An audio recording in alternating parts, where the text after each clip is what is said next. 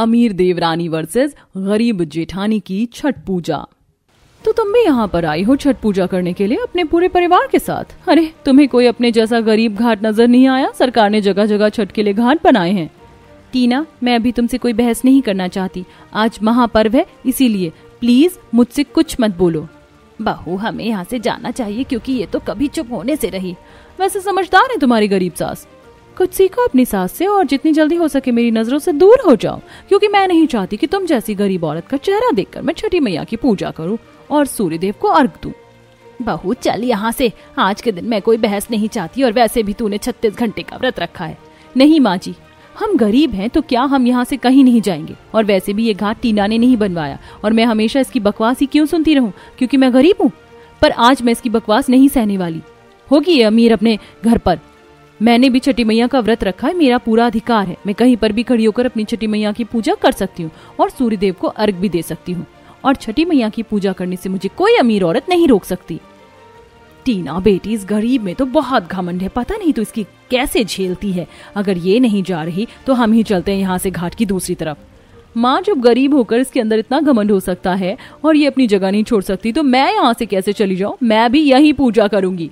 आखिर कौन है ये दोनों जो एक दूसरे को छठ वाले दिन बराबर की टक्कर दे रही थी? आखिर क्या है रिश्ता इन दोनों के बीच की ये दोनों एक दूसरे को एक घाट पर बर्दाश्त भी नहीं कर सकती? आइए चलिए देखते हैं आखिर इन दोनों का रिश्ता क्या है और ऐसी क्या वजह है कि ये दोनों एक दूसरे से इतना नफरत करती हैं। दीपक, तुम अपनी गरीब फैमिली से कह दो कि हम इनसे अलग होना चाहते हैं क्योंकि मैं इन गरीबों के साथ और नहीं रह सकती। और अब हमारा लड्डू भी तो है, हमें उसकी परवरिश हाई सोसाइटी में करनी होगी, ना कि गरीबों के साथ रहकर। एक बार लड्डू के बारे में सोचो। टीना, थोड़ा आराम से बोलो, अगर घर में किसी ने सुन लिया तो सब क्या सोचेंगे? सब क्या सोचेंगे मुझे इस बात से फर्क नहीं पड़ता, पर अब मैं तुम्हारी इस गरीब भाभी और उसके परिवार के साथ नहीं रह सकती और माँ जी से हम पूछ लेंगे कि वो अपनी गरीब बहू के साथ रहना चाहती है या हमारे साथ। टीना अलग होने के लिए दीपक पर दबाव बनाती है और इसी तरह कुछ दिन बीत जाते हैं और एक दिन टीना की माँ उसे फोन करती है। अरे बेटा, और कितने दिन इंतजार करूं? तेरे नाम का जो मैंने घर खरीदा है उस पर आज भी ताला लगा है। अरे अगर तेरा पति मुंह नहीं खोल रहा तो तू खुद बोल देना, क्यों झेल रही है अपनी गरीब जेठानी और उसके परिवार को? माँ, तुम सही कह रही हो। दीपक जी के भरोसे बैठे बैठे मुझे 5 साल हो गए हैं। मैं अब और अपनी गरीब जेठानी को नहीं झेल सकती। मैं आज ही घर वालों से कह दूंगी कि मुझे इन लोगों के साथ नहीं रहना। बिल्कुल सही फैसला किया है बेटा तूने। अगर तू इस गरीब के साथ रहेगी तो वह गरीब दिया ऐसे ही तेरा फायदा उठाती रहेगी। भूल मत, वो घर तेरे पैसों से चलता है। उन गरीब की जेब में इतने भी पैसे नहीं है कि वो लोग 3 वक्त का खाना भी खा सके। टीना अपनी माँ की बातों में आकर अपना पूरा मन बना लेती है कि वो जल्द से जल्द अपनी गरीब जेठानी से अलग हो जाएगी और इसीलिए जब पूरा परिवार एक रोज खाना खा रहा होता है तो टीना सभी को अपना फैसला सुनाती है।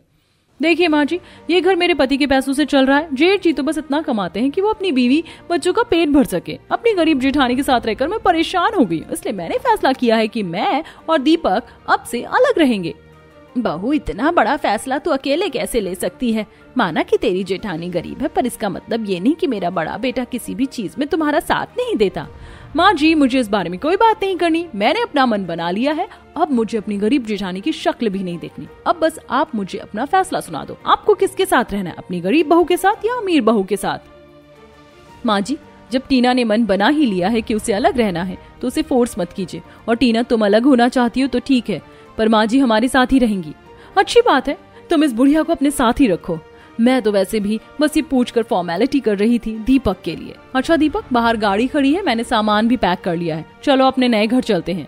टीना की बातें सुनकर आशा का दिल टूट जाता और टीना बिना 1 मिनट गवाए अपने पति और बच्चे के साथ घर छोड़कर अपने मायके चली जाती है। जिसके बाद गरीब दिया और विशु अकेले ही अपना घर संभालते हैं।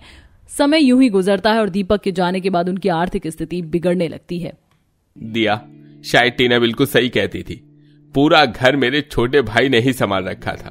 देखो ना, दीपक अपने बीवी बच्चों के साथ हमसे अलग क्या हुआ, हमारे तो खाने के लाले पड़ गई।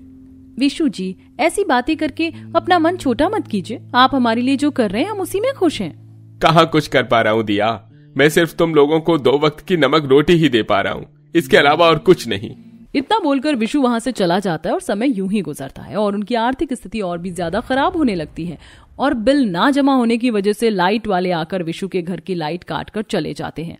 माँ, लाइट कब आएगी? मुझे अंधेरे में बहुत डर लग रहा है। रिंकी बेटा, घर में अंधेरा कहाँ है? देखो मैंने मोमबत्ती जलाई है ना, बहुत जल्द लाइट भी आ जाएगी। बहू, बहुत जल्दी छठ भी आ रही है। अगर ऐसे ही चलता रहा तो इस बार की छठ कैसे करेगी तू? माँ जी, अगर छठी मैया ने चाहा तो मैं ये महापर्व जरूर पूरा करूंगी। इतनी गरीबी और मुसीबत झेलने के बाद भी दिया का विश्वास छठी मैया से नहीं उठता और आखिरकार छठी मैया दिया की सुन लेती है और दिवाली वाले दिन विशु को बोनस में 10,000 रुपए मिलते हैं और उसका प्रमोशन हो जाता है। दिया, माँ रिंकी, बेटा आज मैं बहुत खुश हूँ। छठी मैया ने हमारी सुन ली। 6 दिन बाद छठ पूजा है और देखो आज दिवाली वाले दिन मुझे बोनस में 10,000 रुपए मिले हैं। आज तो हम दिवाली अच्छे से मना पाएंगे। और माँ, आपको पता है मैंने बिजली का बिल भी भर दिया है। कल सुबह हमारे घर में फिर से लाइट आ जाएगी। अरे बेटा, ये तो बहुत अच्छी बात है। बहुत जल्द हमारे भी अच्छे दिन आएंगे।